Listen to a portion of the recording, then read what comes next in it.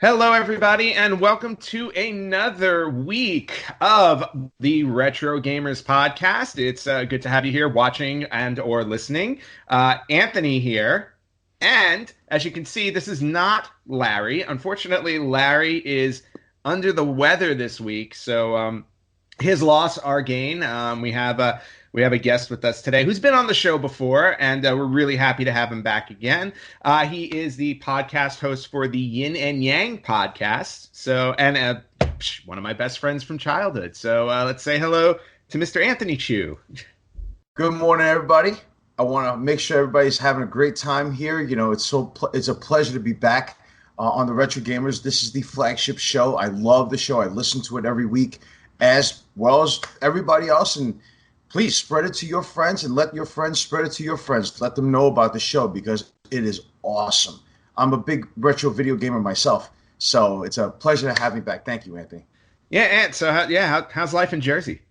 Man, I'll tell you, it's been crazy busy. Actually, I'm currently right now, I am actually, still at the weight loss bit. I'm down to 204 pounds, which means that since I started about 3.5 years ago, I've lost 66 pounds. And that's insane, man. Congratulations. Thank you. I appreciate it.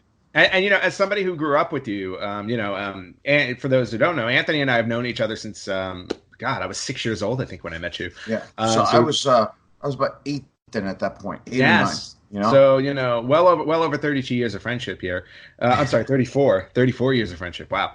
And I know, just before we get into the gaming stuff, you've always been one of those people that struggle with your weight. And I was also the same way for a while as well. Right. And I have to say, just to see you getting it under control now and doing such a phenomenal job, and not only that, chronicling it on your podcast. Right. I think it's just a testament to your dedication, your hard work, and Thank you. I couldn't be happier for you. Thank you so much, man. I really appreciate it. I'm very humbled to hear that. And you know what? Actually, I'm taking it a step further this year. I'm actually currently right now studying to be a certified personal trainer.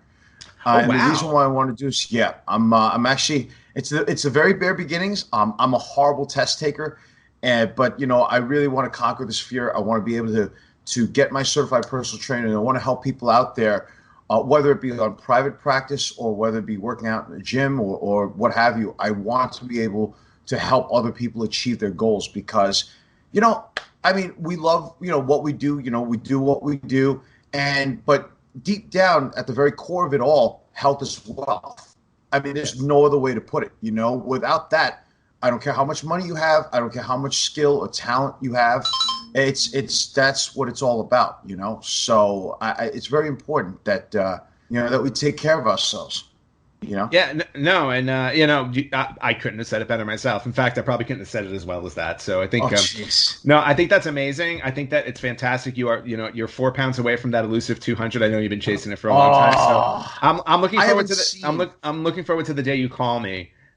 Or you text me and you tell me that you finally hit that, and it's going to be really soon too, which is great. Oh yeah, I haven't seen 200 since my sophomore year of college. That's a long time. That is a long time. So and it just goes to show you that age doesn't necessarily play a factor in as long as you put in the work. Yeah. And I'm 43 in 2 months, and I feel like I'm 25 internally. Yeah. And that's amazing. Mm-hmm. That is. So, dude, I wish you good luck on that. I want to switch over to our gaming stuff. So, you've said before that you are a retro gamer. I think you can tell because I think you got a text and it had it sounded like the pause sound in a game. So it's actually the coin. The coin from when you get a coin from Super Mario Brothers. Oh, okay. It sounded like when you press pause, but no. But that could just be through the speakers that I'm listening to. But anyway, we've been gamers since we were kids and everything. I know God, we used to play a lot of Nintendo. The amount of hours that we spent playing on the different video game systems when we were growing up was unbelievable. Absolutely unbelievable. Yeah, and before we get into the topic that we're going to discuss today, let me ask you just really quickly, and we may have talked about this before when you've been on the show, but do you have a favorite console over, 30 plus years of gaming? You have to pick one. If I really had to just pick one, Mm-hmm. oh, if I was okay, let's use the typical. If I was stranded on a desert island and somehow I found electricity, right? Mm-hmm. I would have to say that a retro video gaming system I would have to take would be either it's a tie. Okay, I'm sorry, I'm doing a tie here. It would have to be either an SNES Mm-hmm. or a Nintendo 64. Wow. If Okay. you would consider that retro gaming. I love both systems have very unique, very good games I love playing, so I can't say no to that. But and no, and with no disrespect or discredit to let's say like a PlayStation or any of the Sega systems either. But it's just that I tend to sway more towards Nintendo. That's just me. Okay. And Mhm. that's fair enough. Do you think do you have a okay, so for Super Nintendo and for N64, if you had to pick one game, what would you say the best game is on each one Ooh. for you specifically? So for N64, I love Mario Kart. Oh, of This course. just oh jeez, is it called? Wait a minute, is it called Mario Kart or is it like Super Mario Racing? I think it's Mario Kart, No, right? it's Super Mario Kart. But Oh, but on I think on N64 it was called Mario Kart 64 or Super Mario Kart 64. and for the record, allow me to state this: the amount of times I stayed at your house playing that game, and the amount of times you obliterated me off the face of the earth. I mean, I do that. I have a winning record as good as the Mets. Oh, Aw. sorry, sorry. Oops. Maybe I should use the Knicks instead. Sorry. Anyway, You know what? Doesn't matter to me. Just don't go over to the hockey realm.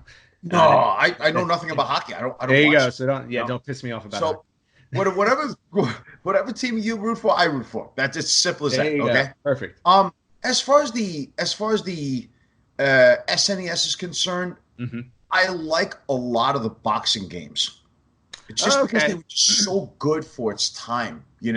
I mean, there's a huge far-fetched difference between Mike Tyson's Punch Out, which was outstanding, Hmm. to this, to these figures that are huge on your screen, almost half your screen, and you're really using real punches, Yeah. and because Mike Tyson's Punch Out, classic, legendary game, but when it came to something like Buster Douglas boxing or Evander Holyfield boxing or Foreman boxing or something like that, Hmm.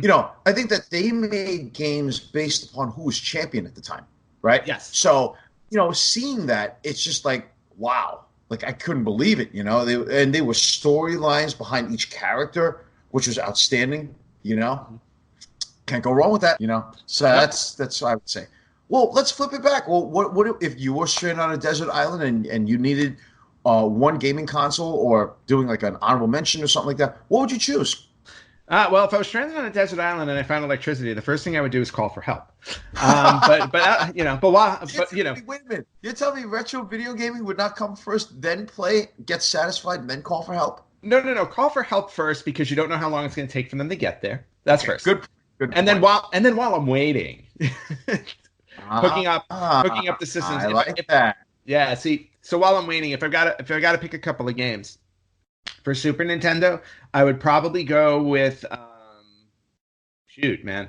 I'd probably have to go with Chrono Trigger. And Ooh, the reason why I would go with ooh. Chrono Trigger is, um, granted, Link to the Past is my it's my favorite action adventure RPG on Right, the right. system. But Chrono Trigger, you that would eat up a lot of time because I think there are 10 or 12 different endings. So I'd Yeah. have to put in. I'd have plenty of time to get through all of that. And then for N64, gotta be Zelda Ocarina of Time. Oh, No good question. one. Good one. No Yes, that question. that was an excellent. Arguably the best Zelda game ever created. So those are my two for those two systems. Before we get into this topic of the day, can I ask you an honest to God, like unfiltered question and Sure. give me an unfiltered answer? The Absolutely. retro the retro gaming period. Okay, we grew up under it. Mhm. And I think that a lot of young people today really don't know, a lot about the retro gaming world, at least the way that we do, the way that Larry does and all that. And you see a lot of these games today. and a lot of the systems today, and everything is has to look real life. And and I mean, don't get me wrong, they do a fantastic job, amazing projects. What do you feel that there's something that's lacking in today's gaming systems, or in their games altogether, regardless of genre, Right. and all that, regardless of gaming system? There was something magical about that time period of retro gaming that we grew up with, that we were playing with. What is it, do you think? Is there anything lacking? And ultimately, if there is, what is that? Okay. Well, I don't think there's anything lacking, and I'll tell you. And the Okay. reason why I don't Okay. think that there is because depending on the type of gamer that you are, if you're willing to seek out the games you're interested in, I don't think you'll be disappointed. So, granted, Hmm. there are a lot of the games that get most of the coverage today and most of the attention are the more realistic looking games. So you're talking about, um, you're talking about your Grand Theft Autos, you're talking about your Apex Legends, like all these battle royale games that you have, Right, Fortnite, right. things like that. Like Yeah, yeah. and then you got your Call of Duties, your Halos and stuff like that. For um, today's generation, to me, it's like the more realistic it is, I guess the more entertaining it is. For not for everybody, but for a lot of kids today, let's say. Okay. I know my nephew's big into those kind of games. Okay. And he plays them online with his friends and everything like that. It's a social thing on top of the whole realistic thing. And Absolutely. yeah, and with E3 that just happened a week and a half ago, a lot of the games we saw, Cyberpunk 2077, but even games getting remade like Final Fantasy 7, they go out of their way to make the human characters look as human as they possibly can. Yeah. Yeah, and I get that. I was like, but Hmm. those aren't the only games out there. They may be the games that get the most attention, but if you're not into that type of game, Right, there are right. plenty of other games that are out there and available. Perfect example.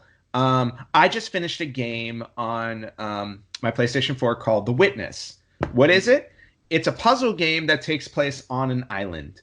That's all that it is. It's kind of like Myst from way Hmm. back in the day. You're basically just walking throughout this Ah, island. missed. Yeah, you're walking around this island. Okay. You're coming across these different kind of puzzles, and it's up to you to figure out how to solve them.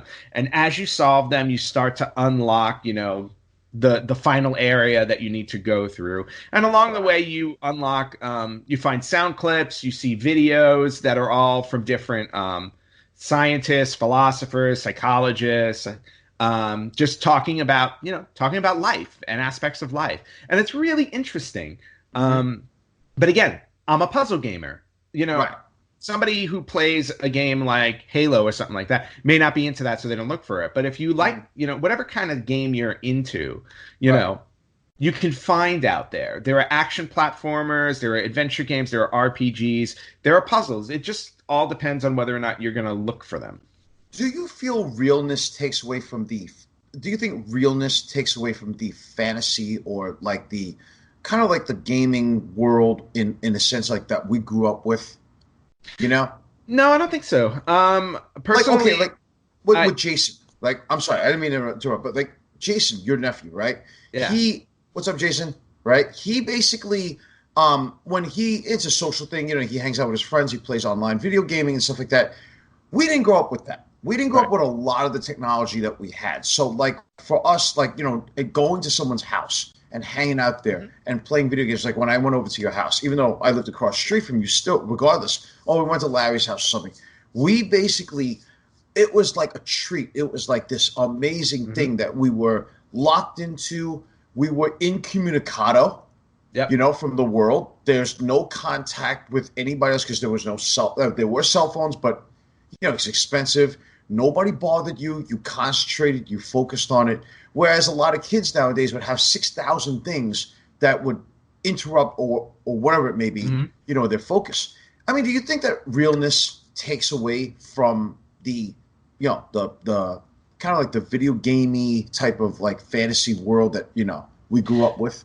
No, I don't think the realness takes away from it. What I think happens is I think the social aspect, if anything, does take a bit of a hit, to your point, because when we were younger, we had to go to somebody's house to play, so Right. that there was actual in-person human interaction. And today that is definitely lacking. I mean, even myself, I'm a perfect example. I play Dead by Daylight on my PS4 almost every day, and I have a group of friends that I play with on there almost every day. We don't see each other in person all that often. I go because we basically just spend our time on there. Now, there's a social aspect to it. We're friends. We talk about life and stuff while we're playing the game. I'm like, but there's no physical interaction in terms of meeting in person, at least that often. And I do feel like that will eventually that may become the bigger issue. And again, I'm not a psychologist, so I can't speak to that part of it. Right. But I do feel like the lack of social interaction or in-person social interaction, right? That becomes an issue because it changes a lot because I feel like it kind of separates us from other human beings. Interacting with human beings is just something we do every day. Right. And every step we take to avoid that, I feel will actually cause issues down the line. But again, being able to strike a balance of that, because we grew up with, having to play them in person, we still have that understanding, and we still, we still need to fulfill that need. So like for every person I play with online that I play with online really well, and I know them well, I do make a point to meet them in person somewhere, whether we go to a bar. We go to a bar, or we go catch a movie, grab lunch or something like that. It's like, there should, like, I always feel like, these are people you should meet in person. They shouldn't just be strangers to you that you speak over a microphone. Right. That's me and my upbringing. Kids today, a little bit different. So we'll see how that all nets out. I'm very happy I did not become a psychologist because I do not want to look into it. I'll leave that for the professionals. But good questions. Thank you for asking them. Can I confess one more thing? You may confess whatever you want. Okay. One last thing, and then I'm just going to keep my mouth shut until we get into the content here. So I don't want to take up too much of your time there, fans, on this one. But I want to make a little confession. You know why I used to love coming to your house playing video games with you? This is a small piece of the puzzle. No idea. Okay. Every time I used to come to your house, I don't know if you remember this, but either your mom cooked, all right, or we get pizza. That was not allowed in my house. Pizza was not, for some odd reason, my parents just outlawed it. I love my parents, but they just would not allow us to have pizza. And I used to come to your house so I could have pizza. I'm not going to lie to you. And, of course, real Italian cooking. Yeah, you can't beat homemade cooking, brother. I can't argue that. All those years, I got to say thank you, Mama. Mama, your mom is awesome. So it's like, and she can cook too. It's like, I was like really happy about that. That's so okay, I'm glad I finally. I enjoyed many a meal at your mom's house. I enjoyed many a meal at your mom's house as well, which at your parents' house. So, and it was always amazing. You're like family to us, So, you are family to us. It's as simple as that. My parents always ask for you, so, Yeah. Well, right. I appreciate that. Mm-hmm. Okay. So circling back to gaming. So the topic that we came up with today that I wanted to talk about with you, and I think this would be an interesting topic to get Larry in on when he's feeling better. Larry, we hope you get better. Larry, you feel better, buddy.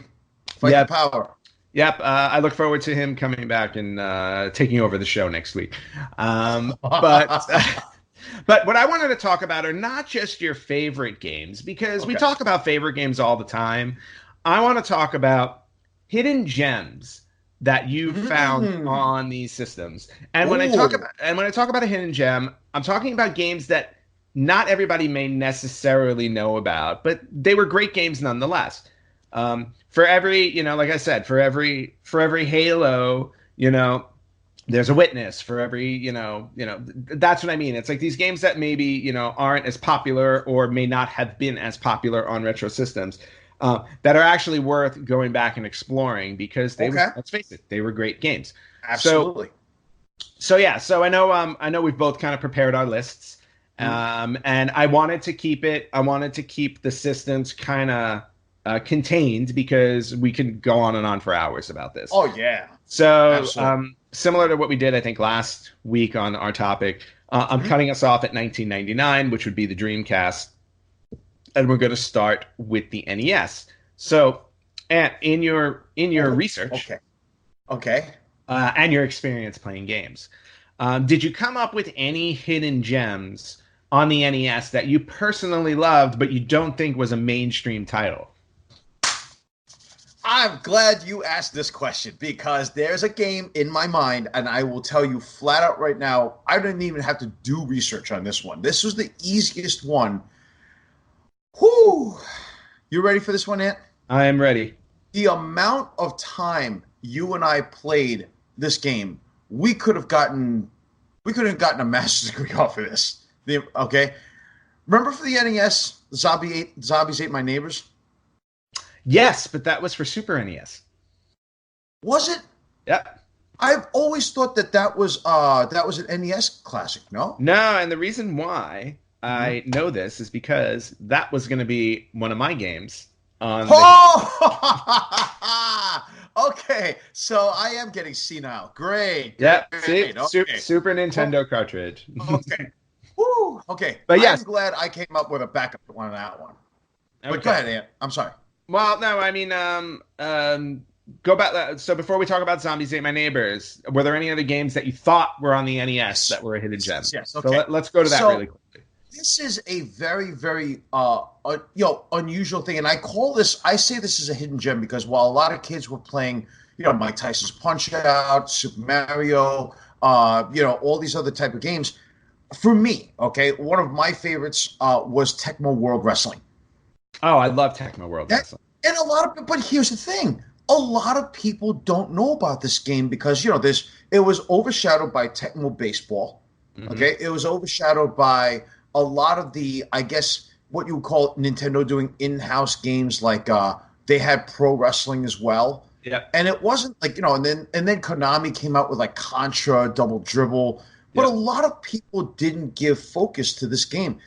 And I remember when I was in junior high, and I picked up this game at the store. I figured it was all going to be sold out, and lo and behold, there was so many copies there. And I'm just like, really? Mm-hmm. The game was phenomenal. Where there are 10 talents, 10 wrestlers, and and each one of them has a unique set. Each one of them has a unique set of moves, and you could actually throw somebody out of the ring. You could wrestle dirty. There was, this universal 10 count. I'm sorry, there's a 10 count. But then the hidden piece, and I don't think I'm going to spoil this for anybody, but the hidden piece is just when you figured that you've beaten everybody, some guy comes out of nowhere and just becomes challenges you for your title, which is that guy is so hard. Till this day, I still can't beat this last character. He was just really good. I know I've seen you do it twice, but. Wow, that was tough. That I don't know if kids can get high blood pressure, but that angered me. You have no idea. Yeah, that was hidden. And it was a nice change from the WWF games that were coming out then. Yes, and then there were only a couple of other independent titles like Pro Wrestling. I actually have Tecmo World Wrestling in box, not sealed, but I have it in box, which is awesome. Whoa. But and one, I was very happy when I got my hands on that one. Man. But yeah, I mean, I think that's a really good hidden gem. As if people don't know, Larry, Anthony, and I have been big wrestling fans since we were kids. So you may hear a wrestling game or two during this list. And right. Tecmo World is definitely a good one to pick.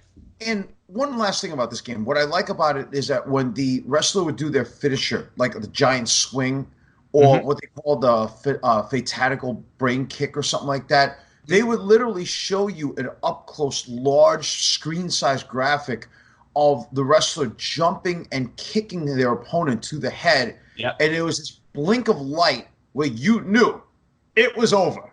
That type of thing. That was amazing. You'd never seen that in any NES games like that before.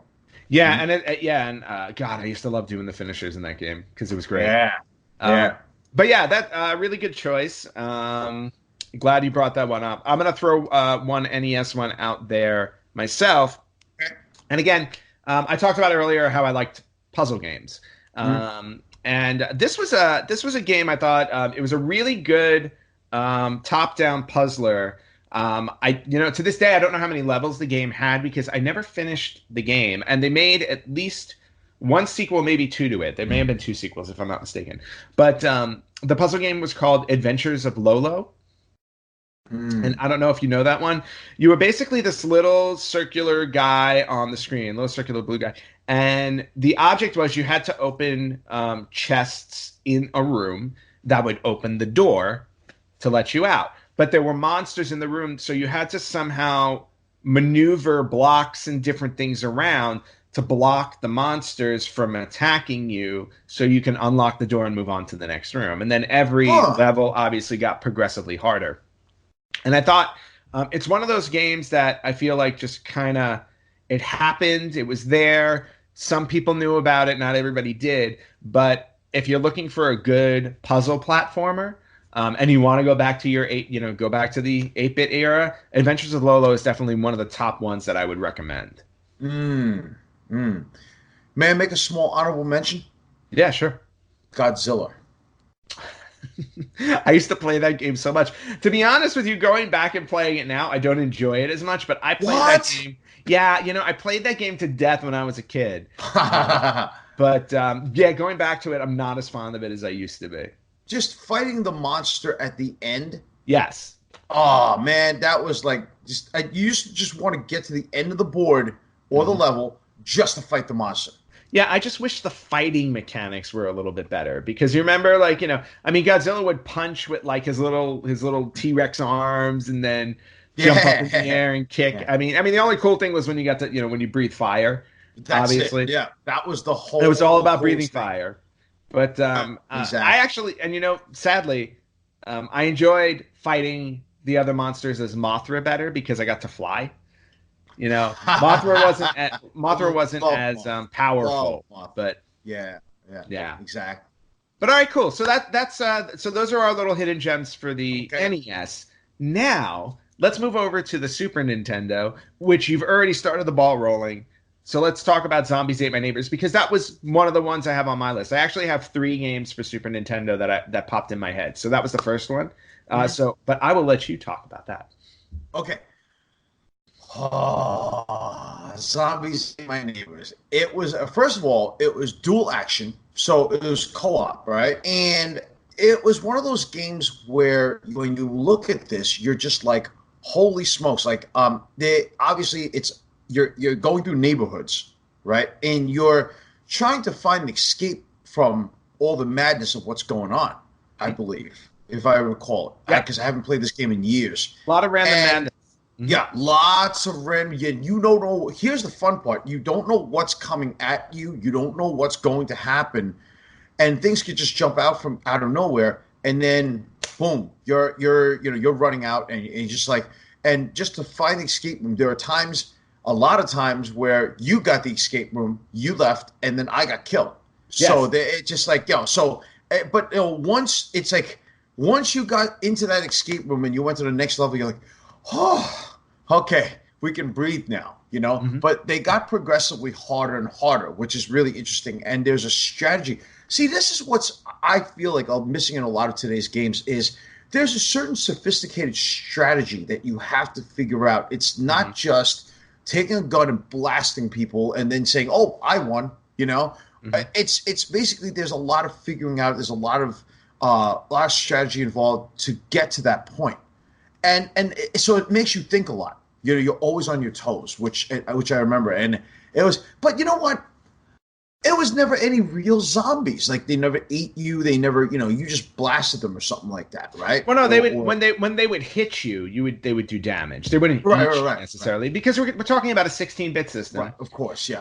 The graphics in it were very cartoonish, so they weren't going to do that. But one of the interesting things to point out was it played out like every level was like a different quote unquote horror movie. It wasn't scary horror, what I mean? Right, but one level you're fighting zombies, another level there are werewolves, another level it's killer plants. That's right, killer plants. That was the tough one. Yep. Another level, the evil dolls, kind of like like Chuckies, like little Chuckies that would run at you. Yeah.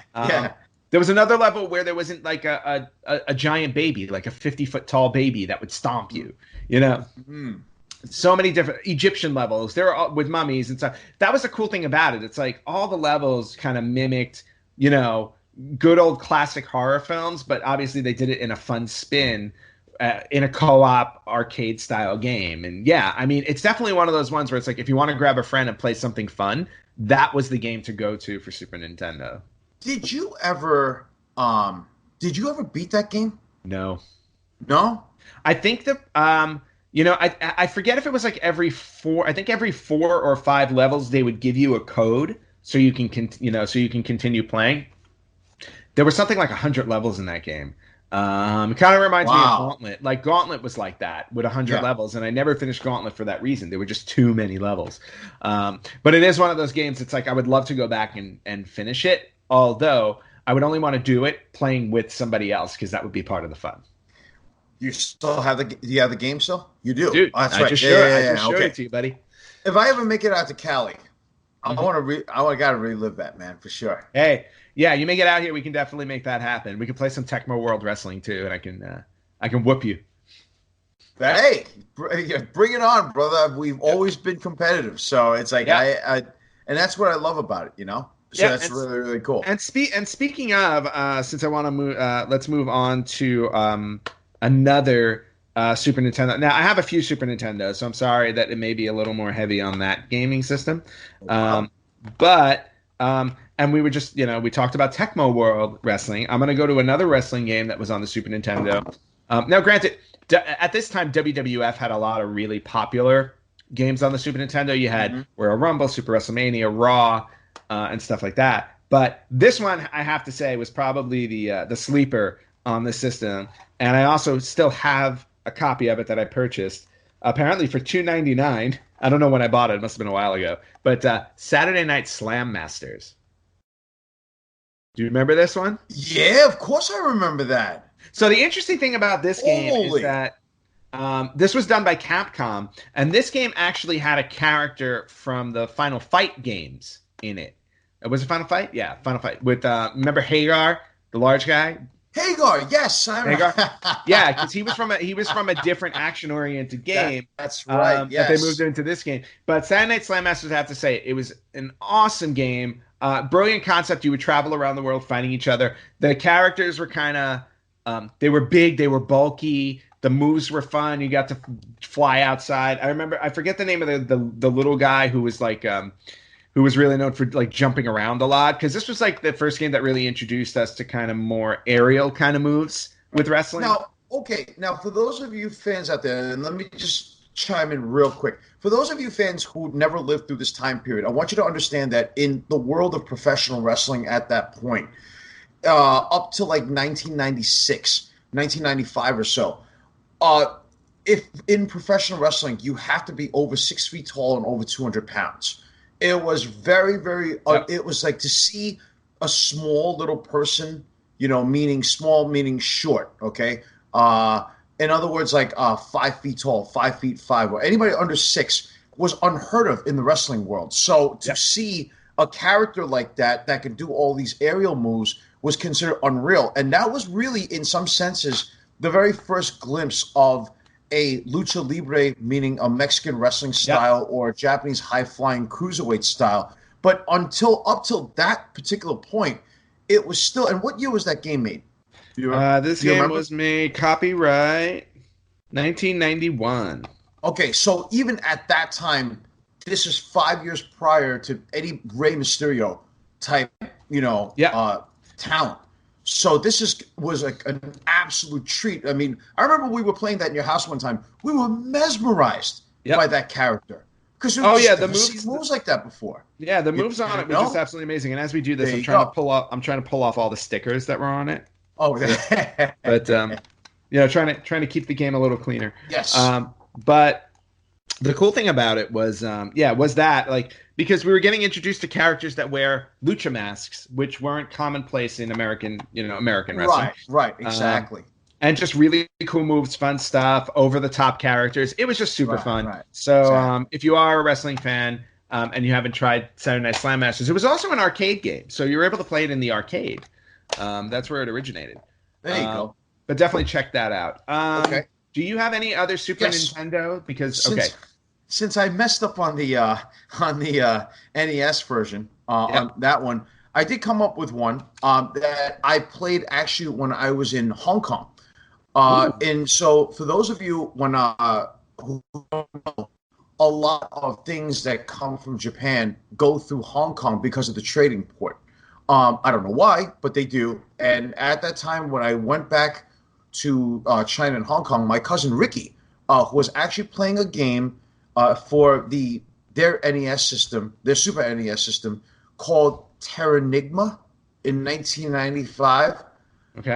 It's more of a Japanese import, and most American fans won't, or North American fans won't know what it is. But I did a little research on it, and this is what it says. It says here it was released for the Super NES 1995. It says here, we can't blame our American traders if they have never heard of this game. It was released first only in Japan, then translated to other languages for European and Australian-based gaming systems. Based on a world shaped from a fight between light and darkness, a boy living in a village of Krista on the inside of the earth comes across a calamity that forces him to explore the surface world. Right? The game has been lauded for its complex story, deep themes, and of course, its gameplay. Perhaps it's worth an import, according to this one site that I went to. Mm-hmm. And I recall this game, and again, really for me, a lot of it, my cousin was really into this type of thing. It was more graphics for me, and they, because in Hong Kong, they're not really more concerned about graphics. They like logical thinking games out there at that time in the 90s.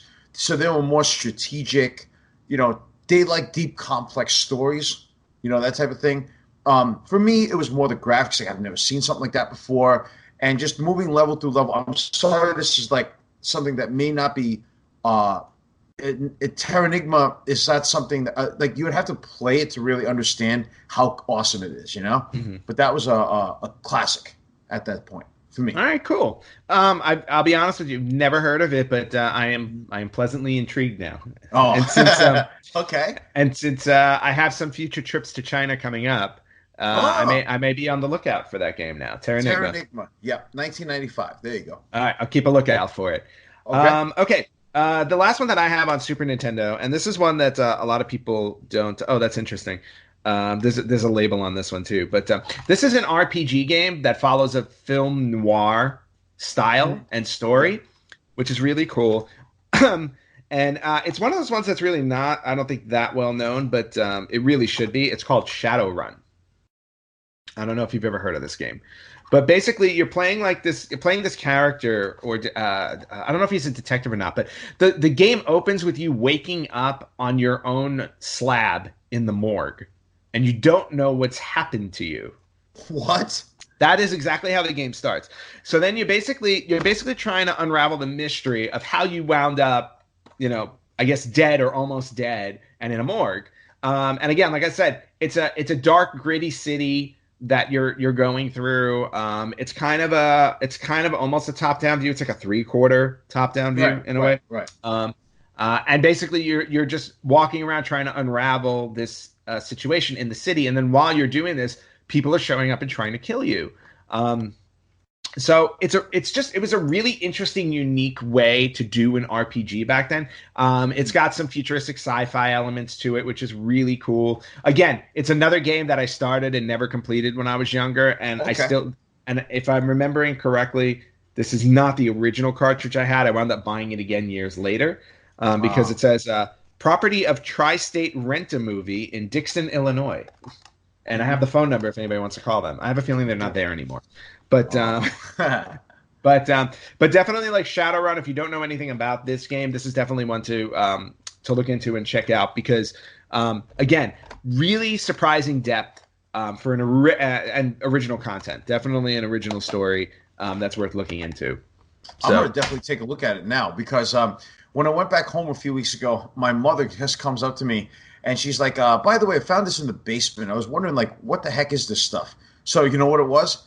My original Super Nintendo and my original N64 with 2 controls. Oh, that's awesome, dude. Awesome. Been a while. Time to play some stuff. Yep, absolutely, absolutely. All right. Let's move on to the Sega Genesis for a minute because I know Okay, we don't give Sega Genesis a lot of love on the show. we Um, don't. and I know, and it sucks because Larry and I both grew up heavily on the Nintendo side. So I had a Sega Genesis, but the thing was, whenever a game came out that was available for Sega Genesis and Super Nintendo, I always wound up with the Super Nintendo version. Okay. My Sega Genesis experience was a little lacking. I was actually more experienced on the Sega CD side because I thought the Sega CD was cool. Mm. But for Hmm. Sega Genesis, there are definitely a lot of gems on there. But can you name one? What did you come up with for? Okay, so what I came up with was something quite unusual. This is a game that I don't think a lot of people have ever heard of. It's called Vector Man Oh, I in love Vector 1990. Man. Okay, now you know what it is. For some odd reason, it never really blew up until much later. It became Hmm. like a cult classic, right? And Vector Man was pretty dang cool because it was created by Blue Sky Software, and the way it was released in 1995. All right, and it's basically this action platform single player game Hmm. that the storyline, for those of you who don't know, is that it's set in this futuristic, like 2043, and it says here, according to this, the human population of Earth embarks on a migratory voyage to try to colonize other planets. They leave a mechanical, what they call orbots or orbits, to Hmm. clean up the mess that they made on Earth through littering and pollution. So what happens is that it becomes like this. It was something that happens that it comes this evil dictator named Warhead comes about, right? Hmm. And he declares himself the ruler of the Earth and begins to prepare. He begins to prepare to execute any humans to dare to return to their planet. So in other Okay. words, so humans are kicked out. Now this is where Vector Man comes in, and he's this humble Orbot, and he's in charge of cleaning up the sludge and everything like that. So imagine the Toxic Avenger going full futuristic, you know, and he sees all the chaos, and he's the guy who basically just saves the Earth. Now it was good enough that they made Vector Man 2. Have you ever played that? No, I never played the sequel. Because there is a two and made by the same people, and it was made in the next year, '96, but it never really caught on as good as the original. You Okay. know, yeah, Vector Man is one of those hidden gems, man. That I remember I played over at a friend's house, and it was just really cool. The graphics were amazing. The story, I mean, to have a good story like that, I'm surprised they didn't make a movie like that. In today's world, because that's a very good plot line. I Yeah. like Well, it. The I storyline's mean, excellent. uh, film studios are dipping into video games as we speak, so you never know. It may pop up somewhere. Or we're rebooting everything in Hollywood now. Or reboots. Who knows? Who knows what's Yeah, going on over there? but But that would be doesn't pretty cool. You yeah know, doesn't stop games from being good games. So Vector Man, Mhm. good Right? choice. Um, my choice for the Sega Genesis is a pretty obvious choice, even though to me it's a hidden gem for sure. Well, I had two. This was the first one that I wanted to discuss, and it's an action oriented game that we Larry and I have talked about before, named Comics Zone, and it was Comics Comix. Never heard of it.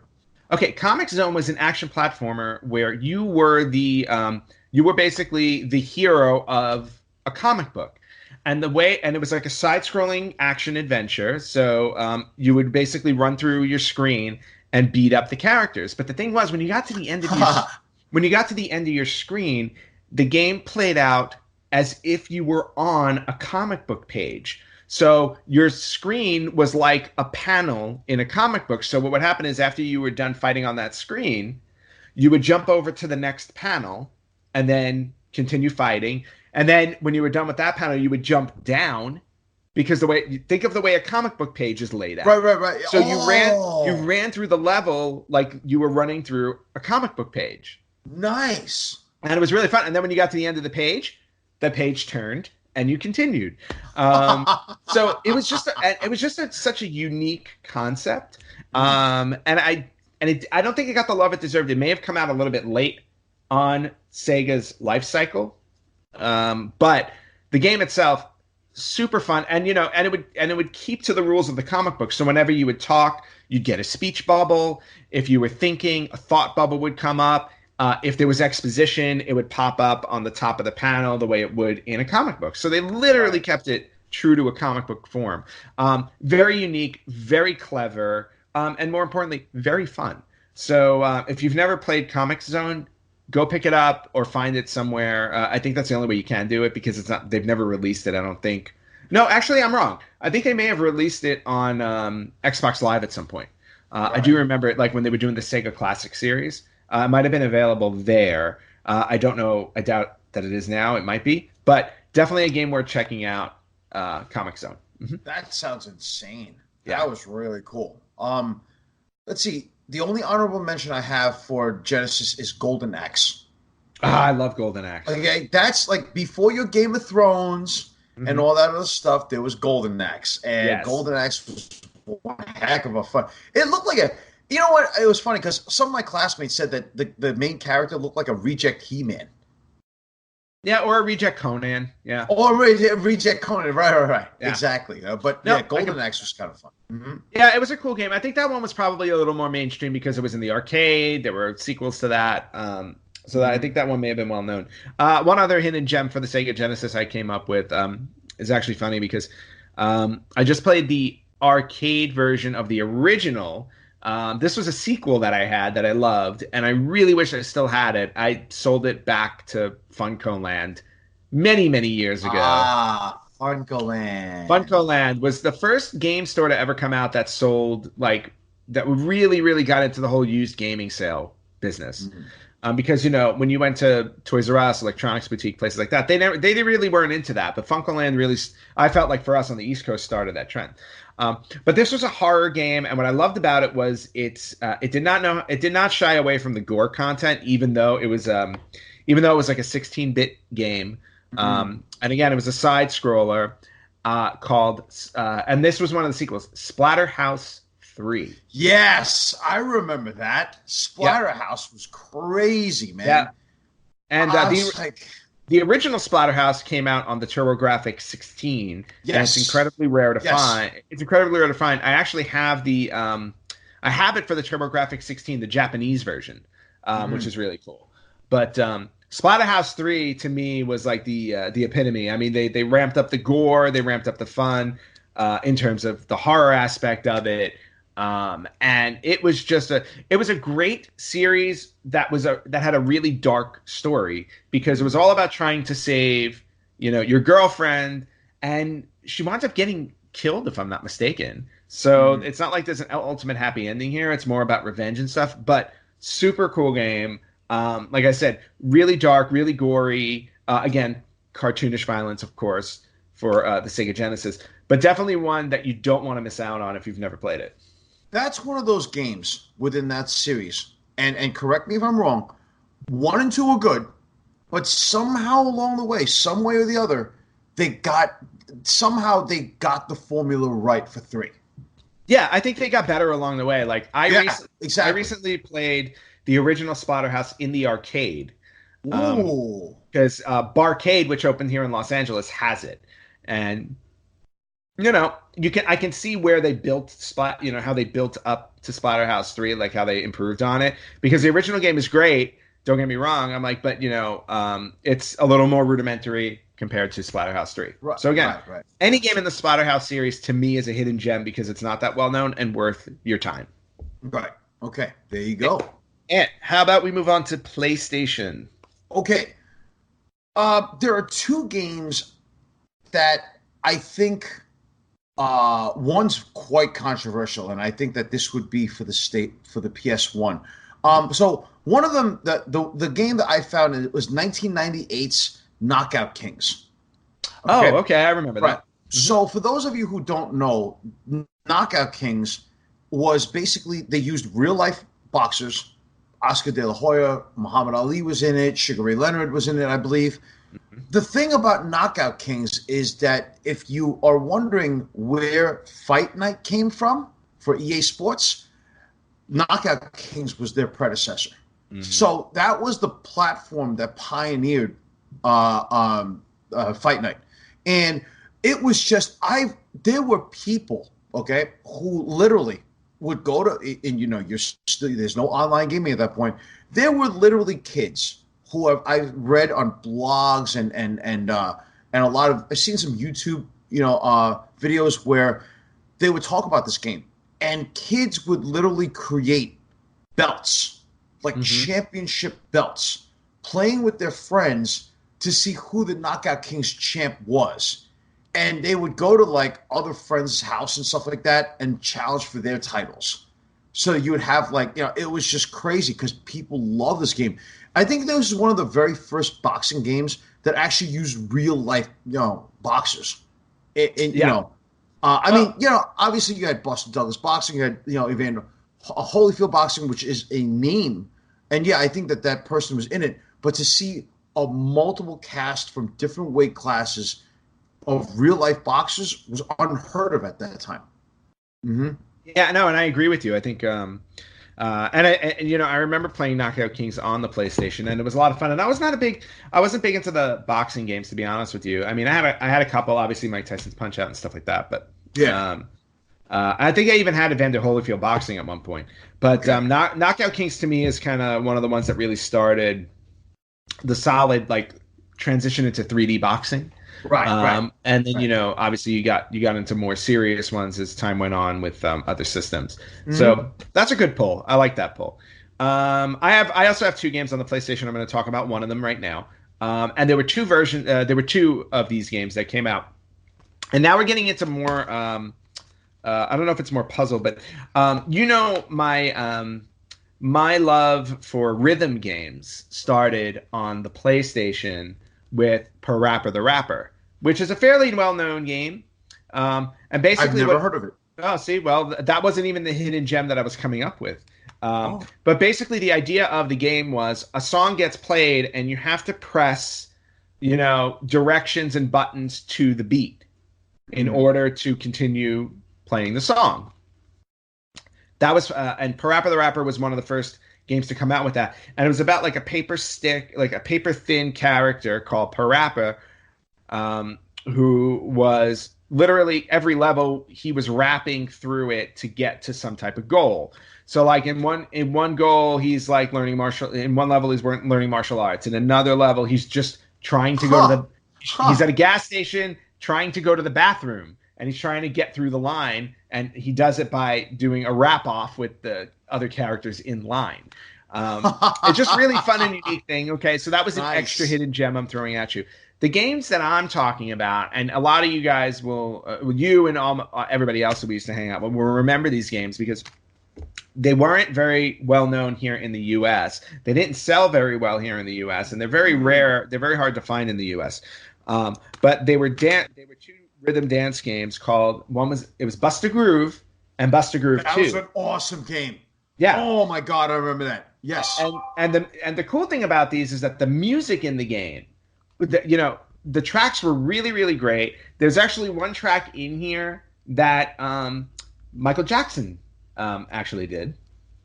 Really? And you can hear, yeah, he does some of the backup vocals on it. And it's called, it was from the History album, Too Bad was the name of the song. Yeah. And they used a piece of it in one of the levels on this game. But the whole idea was there were 10 characters in the game. Each character had their own level that catered to their theme and their own song. And the idea was to outdance your opponent. And the way you did it was you had to do a combination of moves on your controller, and you had to hit a button at the right point in the beat in order. And then as you were, the better you did, the more complicated it became. Really, really fun. Again, super fun game. And then I never got the sequel. The U.S. sequel is hard to find. Bust a Groove 2, the American version. But at the time, I was working in a video store. Do you remember the video store around the corner from us at? Seals, yeah. Yeah, Avenue R Video it was called. Right. Oh, okay. Right. And I had the ability at the time. Now, again, this was pre-internet, before you can just very easily order anything you wanted online from around the world. I was able to get Japanese imports. And one of the Japanese imports that I got through the video store was Bust a Groove 2. Huh. And again, Huh. similar concept, more levels. They actually had in your single player mode, there was more progression options depending on how well you did in each one. And again, it's very hard to find the American version, and I really like want to get my hands on the American one because but again, in terms of like the game itself, it's very easy and intuitive in terms of like choosing the menus and stuff like that. And again, just built up on the original version. Really, really fun. So if you like rhythm games and you want to kind of go back a ways, Parappa the Rapper to me is like the first really great rhythm game, and then follow that up with getting your hands on some Buster Grooves. That was before Buster Groove was before when you can actually go into like a Dave and Buster's, and what's that game nowadays that you can actually dance? Dance Dance Revolution. Platform? Yeah. Do you think that was a predecessor? Oh yeah, no, I think that it all started with rhythm games like this. But remember, you can go all the way back in terms of like playing on a pad. You can go all the way back to the NES Power Pad for like stadium track events and stuff like that. So the concept was always there. Eventually it got translated into the arcade first with this whole concept. I think I was like, but then on platform games like Parappa, Buster Groove, I think really started to bring those out. Cool. All right. Do you have any other PlayStation? Yes. Manhunt. Oh wow. Yes. Remember that? Yeah. Okay. So this is a sick game. Where for those of you who have never played Manhunt as a kid, basically we used to do this in school, but basically it was just like, hey, tag, you're it, right? In this version, just think of what's the best way to put it. Think of like the movie Saw. In some senses, it was bloody, gory, and just sick. And I'll put it to you this way: it was one of those games that was highly, highly controversial because when it came out, there were actually people who literally killed other people. And a lot of the media was blaming, they were playing this game Manhunt, and and they got this idea from this game, and they were influenced by this game. Well, which is typical, right, of the media to do. You can literally, there was this one thing where I was playing it where you're hiding, and as this person is searching for you, you're searching for this person as well, and you literally cover a plastic bag over their head and you suffocate them to death. That was nuts. It's like when I saw this, I was just like, for the first time when I saw it, and I still have that game at my house. How in the world is it that they even cleared at that time the censorship? Because it was just unheard of. You don't do stuff like that back then. I mean, well, I think it was just very highly controversial. I think what happened was when we got to the Sony PlayStation, by the way, I think Blockbuster actually banned that game. They might have very well Something done like that. yeah. It wouldn't surprise me. But I'm sorry. Go ahead. When we got to the Sony PlayStation, I think games started to become more adult because kids who latched onto gaming with the Nintendo, right, were growing up. Right. And how do you cater to kids who are now growing up into adults? You gotta up the maturity content. So maybe the kids who weren't into these cutesy games anymore wanted to play something a little more, serious. And that's where you got like games like Manhunt and stuff like that. And I think I thought it was really cool because, again, like we were talking about at the beginning of the show, there are games suited to everybody. Adults, kids, people who like shooters, people who like puzzle things, and whatnot. It's all out there available today. Back when the Sony PlayStation was around, I mean, they were slow. That's when we were kind of slowly getting into or starting to get into those things. Sega did a lot of mature content as well to try and appease older gamers. Right. So I just think I just think that was just part of the natural progression. And Manhunt was definitely one of those games where it's like, if you wanted to play a mature game, that was the one to play. That was one of the ones to play. Sure. Absolutely. Yep. The other PlayStation game that I have, and we'll wrap up PlayStation here, is, again, I talked about how much I like puzzle games. Larry actually talked about this game because it's on the Sony PlayStation Classic, but the Japanese version, not the American version. And I used to play this game ad nauseum when I was a teenager. And not only that, my mom was obsessed with this game. It was very strange because like this was probably one of the few games, like Tetris was one of the games in my house that was universally loved. Everybody played it. Your mom played this game? My mom used to love playing this game, and it used to have, and it has a co-op option. So like when we were both home, we would play it together, and it was actually really fun. I gotta hear this one. Yeah, next time she visits, I should really pop this one in, and we should play it. But it's a puzzle platformer called Devil Dice, and the idea behind Devil Dice was 1 to 5 players, so you can have up to 5 people playing this game, which was unheard of back then. But the idea behind the game is that you're in control of this devil standing on top of a board with dice, and the idea is the dice are 3D on the board, and as you walked around the dice, you would turn them. And on the board, which is a big grid, other dice would pop up. And the object is to get the dice to disappear.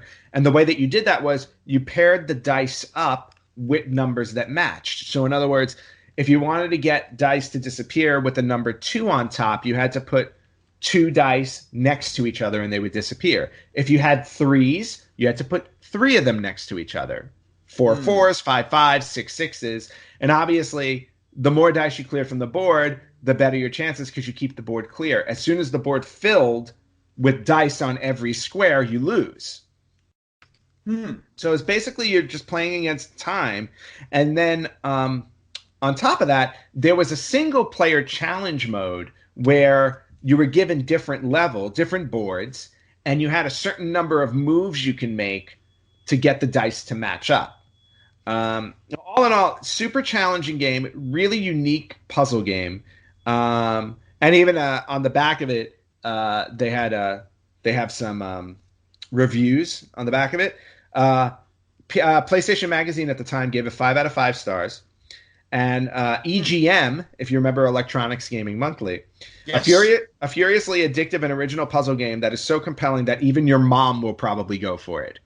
And case in point, my mom went for this game. So EGM was right on the money. Nice. And this game is 21 years old. This was 21 years ago. Devil Dice. Good and again, Lord. Excellent game. I was very happy when I heard it showed up on the PlayStation Classic in Japan because it makes me want to go get a PlayStation Classic from Japan now. Right. Oh man, So that's so cool, man. Wow. All right, dude. All right, we got 2 left. Let's get into the N64. N64. Okay.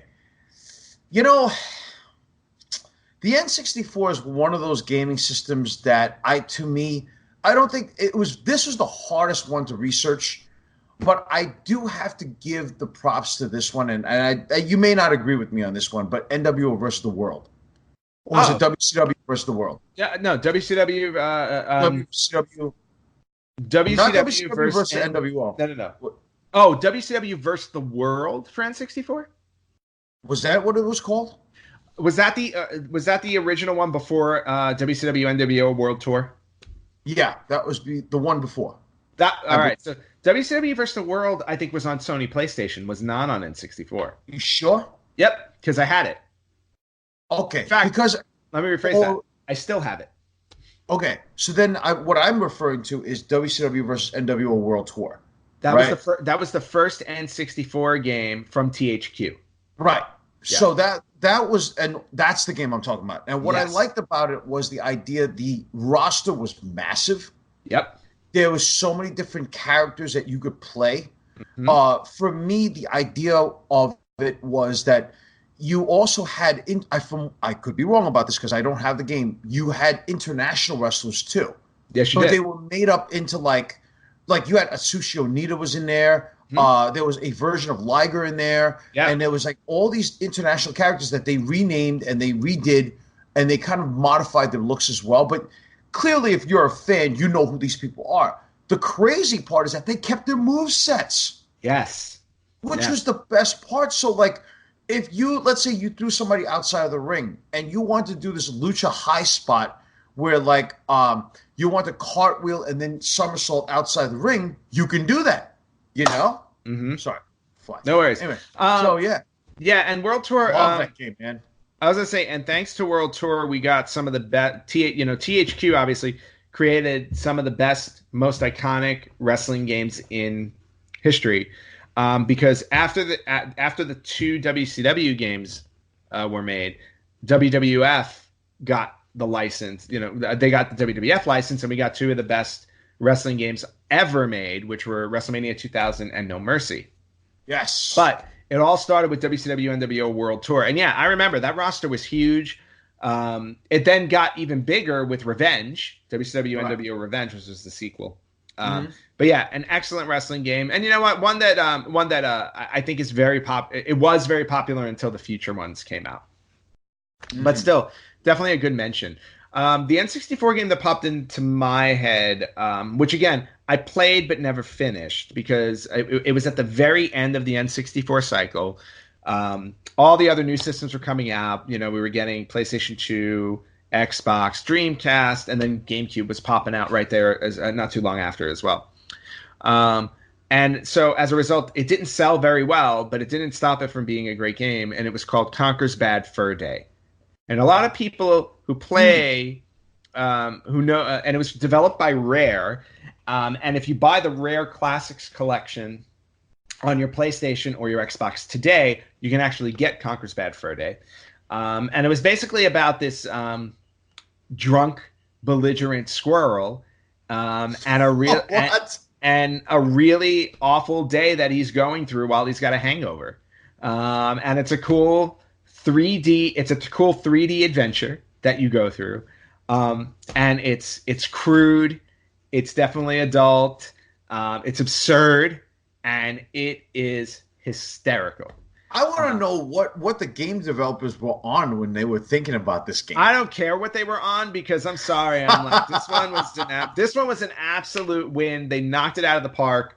It's a shame that it came out so late in the N64 life cycle because I guarantee you this was a game that would have sold tons had it come out a year or two earlier. Jeez. Oh, man. Yeah, what was it called again? Conker's Bad Fur Day.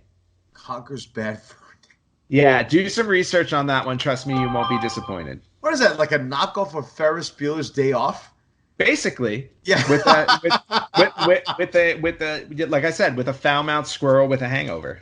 Oh, that's awesome, man! I gotta watch this now. You know what I was thinking about? I was maybe thinking about playing this game while I'm like, I don't know. I gotta find out because I still have I still have my N64, so I gotta go find this game now. It's gonna cost you. It's gonna cost you some money. I'm not gonna lie.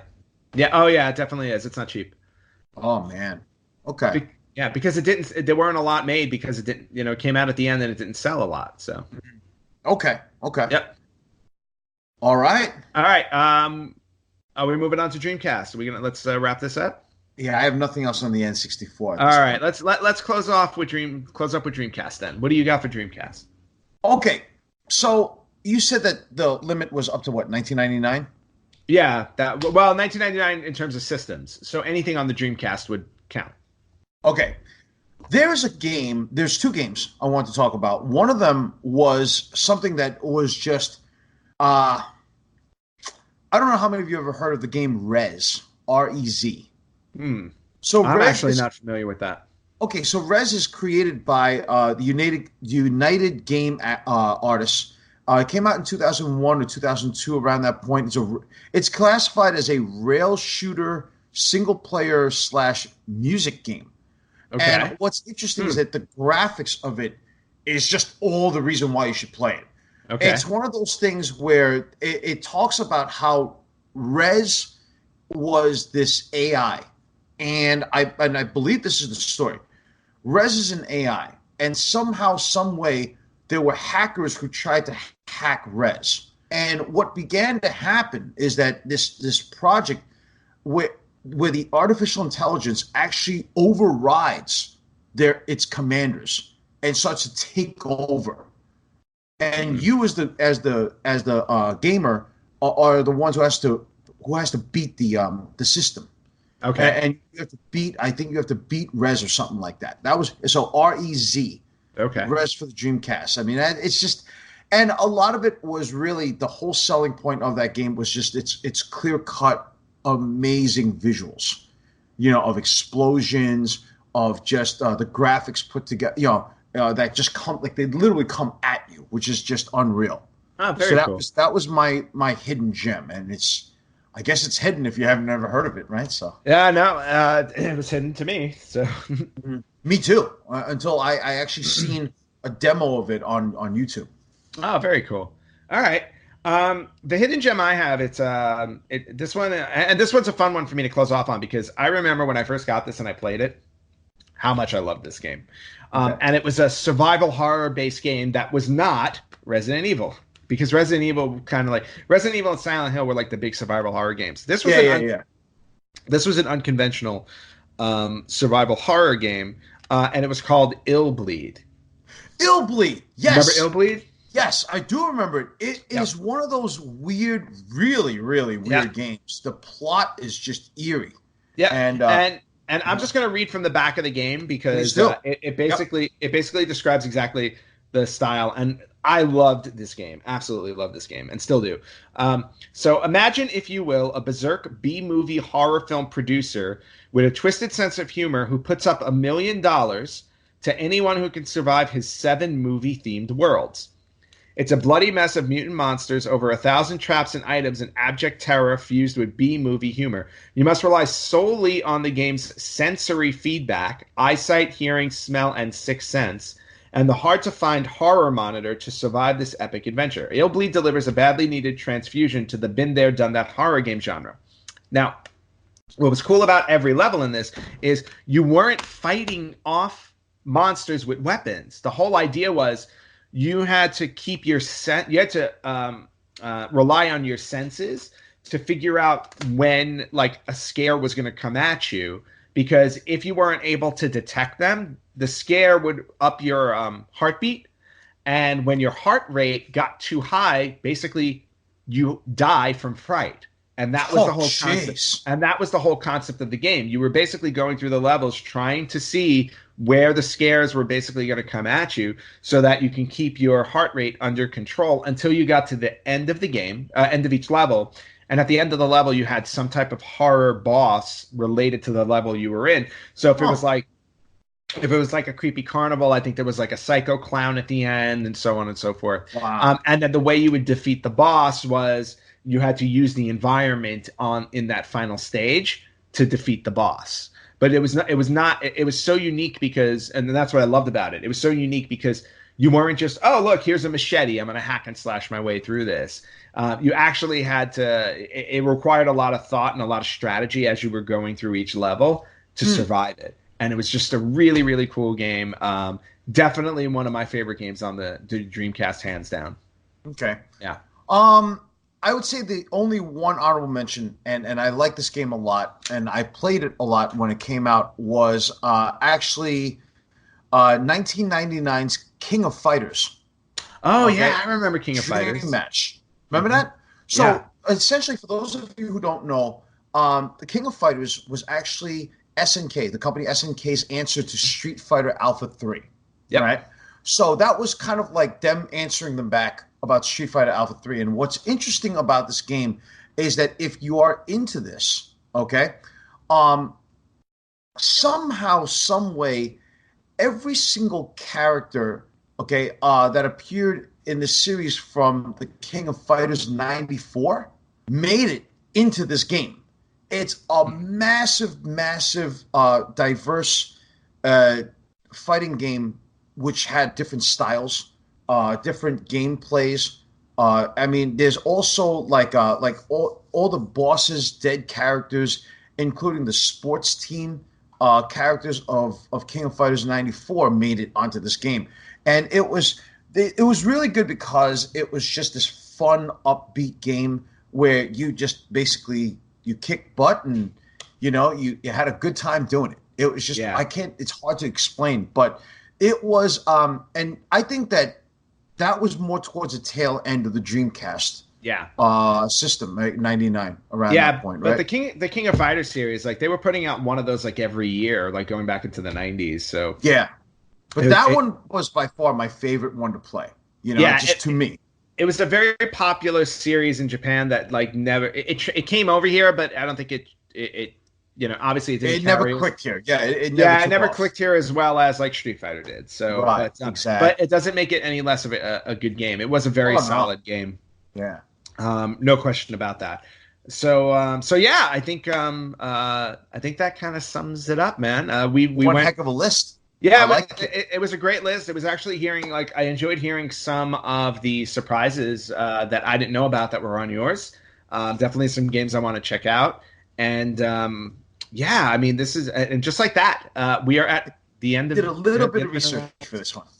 yeah, and and for this type of topic, you got to do a little bit of research, unless Sure. again, unless you're like me and you still have most of these games, which Ah, it was kind of cool to go through my collection and like pull out. I'll be like, oh yeah, this is a great one that people don't know about or may not know about. So it was a lot of fun. And with that, like I said, we're at the end of another great episode. wow. And I cannot thank you enough for filling in last minute Thanks for for having me. Larry. As always, it's a pleasure having you on the show. I appreciate it. And really quickly, let our listeners and watchers know, let them know where they can find you. All right, fans. So we record the Yin and the Yang podcast, and it drops every Friday. We talk a lot about health, fitness, motivation, but our overall theme is we try to talk a lot about martial arts, mixed martial arts, that type of thing. So we really give you a plethora of just, and they all go hand in hand. Health, fitness, motivation goes hand in hand with the discipline of the martial arts. So we try to discuss that, any ongoing happenings within the health world. Like this week, we're going to try to really answer that age-old question of, is coffee really good for you or is it bad for you? In which after this, and I'll just put it to you this way, we'll talk also a lot about like what is the best, what is considered an ideal personal trainer. We'll talk about what styles are good for what ages of children, that type of thing. So we are going to discuss a lot. Is martial arts good for seniors? That type of bit. So we do take questions, and we'll drop some good extra added material. We're going to talk a lot also this week. I do a segment called Reclaiming You, where we talk about how to not become complacent after meeting a goal, or how to get back into it. So there's going to be a lot. So I appreciate it if you'd all tune in. Yeah, very cool. And you can catch Anthony's podcast, the Yin and the Yang podcast, on Spotify. It's on iTunes. It's on Spreaker. Anywhere you listen to podcasts, just check it out. It's an absolutely great show. And thank you again, Ant, for being here this week. Thank you for having me. Really appreciate appreciate you giving me the time. Yeah. Oh no, dude! Don't worry about it. It's all like I said. It's always a blast having you on here. Right. And of course, the Retro Gamers. You can listen to us on you can see us on YouTube. You can check us out on Facebook.com/Retro Gamers Podcast, on Instagram, at Retro Gamers Podcast, and you can listen to us wherever you listen to podcasts. Thank you, and again.